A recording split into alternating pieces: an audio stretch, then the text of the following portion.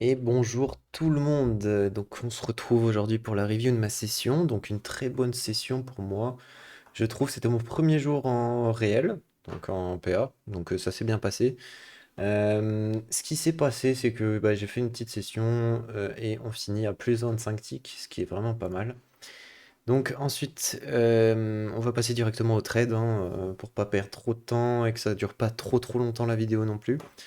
Donc, le premier trade, qu'est-ce qui se passe quand j'arrive sur le graphe? Donc, on est en trend haussière de base et on arrive sur le max day option.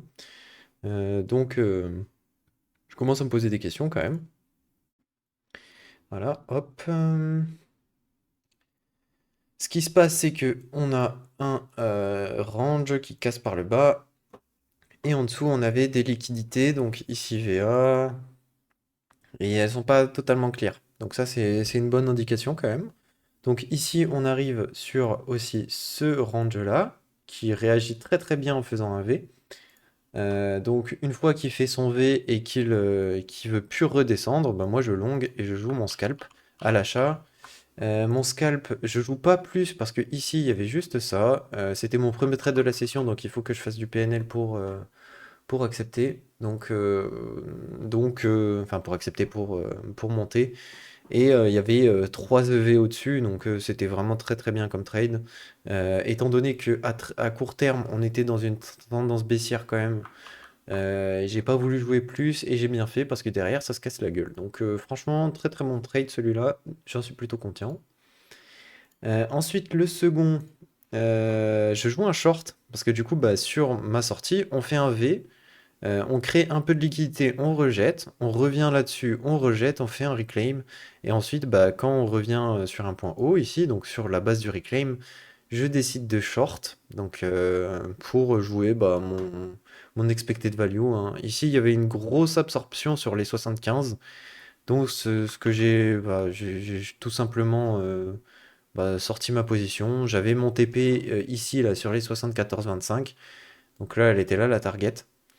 Mais je pense que j'ai bien fait de sortir parce que de toute façon il vient mon BE et j'aurais pas accepté donc j'ai bien exec donc j'ai bien fait et j'ai pris cette tig donc c'était très bien. Ensuite le suivant c'est une perte donc je long ici il y a un V, ce qui me donne envie de long c'est que on va là-dedans. On monte donc on clear tout ça, ici il y a un reclaim, on vient taper. Ce qui motive mon long, c'est que là on fait un V, mais après coup, je suis pas trop sûr de ce long, parce qu'on rejette quand même pas mal, on clear ça, on rejette direct. Ici, ça veut pas commit, là, ça veut pas commit, voilà.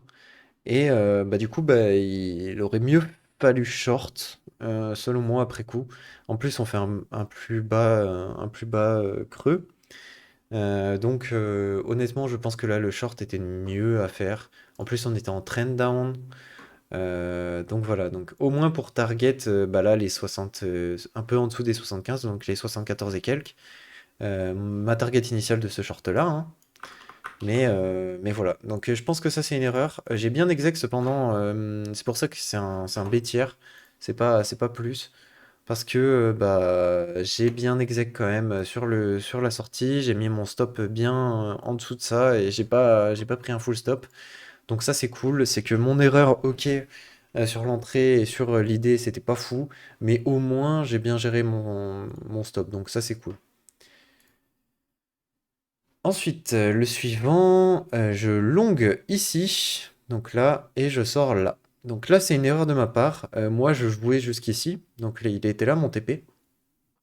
Le problème, c'est que je joue un breakout haussier dans une tendance baissière. Donc ça, c'est vraiment un problème. Ici, il y a un reclaim, un petit. Donc là, j'aurais dû sortir ici sur à City, quelque chose comme ça. En plus, je venais de perdre un trade, donc vraiment, là, j'aurais dû sortir au moins un 4 tick.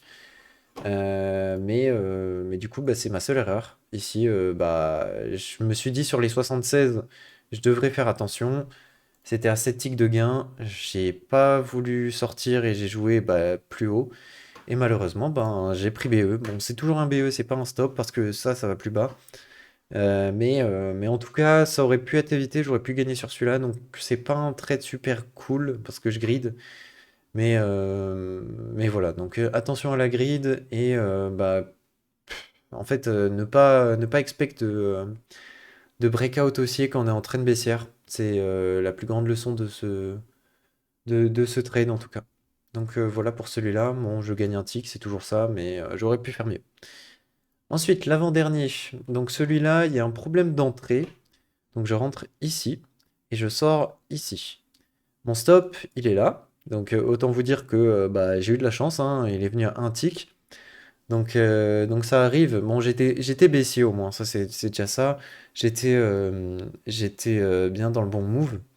Mais quand ça commence à ranger ici, je dois au moins le jouer 3 ticks plus haut que mon entrée que je viens de prendre là. Elle était vraiment pas optimisée, j'aurais pas forcément dû la prendre. Et bah, l'entrée idéale, comme je le mets, c'est après le flush et la réintégration. Parce que bah, le short, il était cool, hein. On avait tout le reclaim à aller chercher. Et ici, on avait une zone de valeur.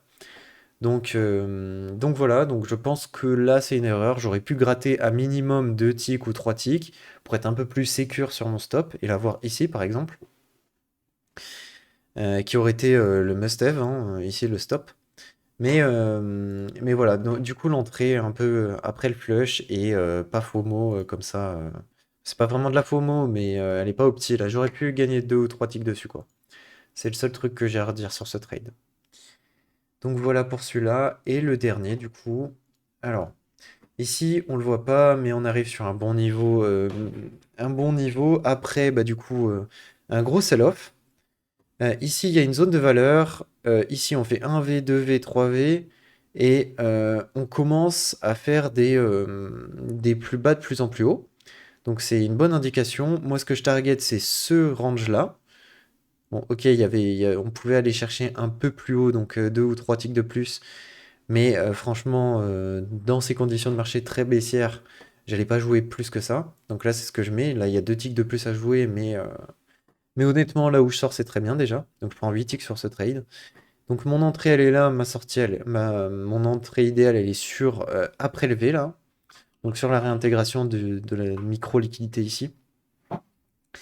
Et du coup, ben, je pense que c'est un excellent trade overall. Et que de toute façon, ça, comme je le mets plus haut, c'est criminel à jouer parce qu'on est dans une tendance baissière. Il faut pas jouer les reclaim feed dans les reclaim clear dans ce sens, mais plutôt dans l'autre. Pardon. Donc voilà. Et ça clôture un peu cette review du jour. Donc comme dit, j'ai fait 300 $ sur cette session, quelque chose comme ça. Bah, du coup, on se retrouve demain. Et puis, n'hésitez pas à venir sur mon Discord ou liker et à vous abonner à la vidéo.